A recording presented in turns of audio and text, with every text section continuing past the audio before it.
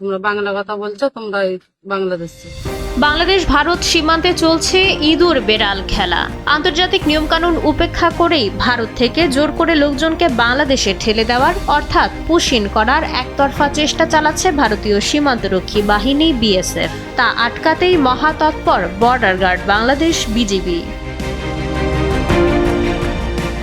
সংশ্লিষ্টরা বলছেন, মে মাসে পশ্চিমবঙ্গের শাসন ক্ষমতায় বিজেপি আসার পর এবং মুখ্যমন্ত্রী শুভেন্দু অধিকারীর কঠোর ঘোষণার পর সীমান্ত জুড়ে এই তৎপরতা হঠাৎ বেড়ে গেছে। কেবল পশ্চিমবঙ্গই নয়, আসাম ও ত্রিপুরা সীমান্ত দিয়েও একের পর এক পুশ ইনের চেষ্টা চালানো হচ্ছে। সম্প্রতি ঝিনাইদহ, যশোর ও চাঁপাইনবাবগঞ্জ সীমান্তে নারী ও শিশুসহ শত শত মানুষকে পুশ ইনের চেষ্টা বিজিবি ও স্থানীয় জনতার বাধায় পণ্ড হয়ে যায়।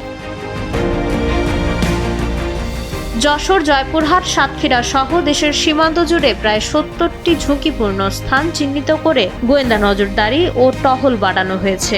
স্বরাষ্ট্রমন্ত্রী সালাউদ্দিন আহমেদ জানিয়েছেন, বাংলাদেশ কোনো ধরনের অবৈধ পুশ ইন বা পুশ ব্যাকের পক্ষে নয়।